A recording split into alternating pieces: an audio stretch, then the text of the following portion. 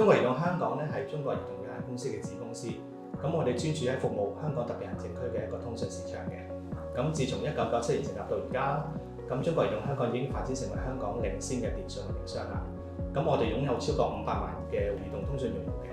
近年嚟，隨住 5G 業務嘅逐步覆蓋啦，我哋嘅終端用戶數量大大增加咗啦。喺 5G 技術嘅研發同埋商用方面咧，係處於一個領先嘅地位嘅。咁我哋致力於建設高速啦、低時延嘅 5G 網絡。咁另外，我哋都進一步推進自身嘅數字化轉型嘅。咁我哋利用大數據啦、雲計算、人工智能等等嘅新技術去提升我哋嘅運營效率，改善客戶嘅體驗，並且探索新嘅商業模式。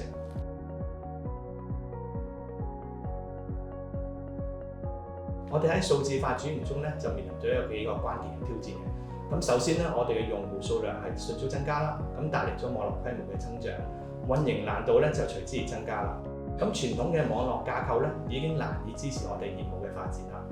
我哋而家擁有3個核心嘅數據中心，呢啲數據中心嘅互通同埋管理係非常複雜嘅，團隊協同效率亦都非常之低，錯誤率亦都好高。其次就係業務嘅可靠性啦。咁 CMHK 作為香港最重要嘅雲服務提供商啦，我哋承載企業同埋政府嘅核心業務，咁咧關聯到整個社會嘅運作嘅。咁點樣可以喺網絡發生故障嘅時候，最低程度去降低核心應用中斷嘅時間啦，同埋保障業務平滑、主被切換或者分鐘級問題解決咧，係網絡可靠性嘅關鍵點嚟嘅。咁最後就係以網嘅集成啦，以網中嘅3方網絡設備啦，或者我哋增值業務等等，係存在一啲離舊嘅需求嘅。咁並且咧，現網承載住一啲部分運營商核心嘅業務，咁短期內係冇辦法替換嘅。咁為咗實現網絡嘅平滑升級啦，新建嘅網絡係需要具備一個強大嘅集成能力嘅。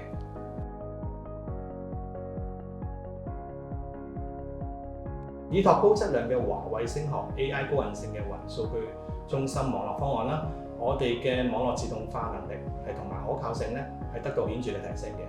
咁主要喺3方面見到嘅提升啦。咁第一個就係業務上線嘅效率提升嘅。華為喺事前仿真同埋事後校驗技術，保證咗網絡配置係零差錯。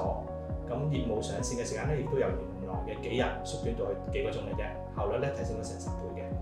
咁第二就係故障處理啦。咁故障定位時間係亦都從原本嘅幾個鐘減少到幾分鐘嘅。咁運維效率提升咗30%。第三就係咧集成現網。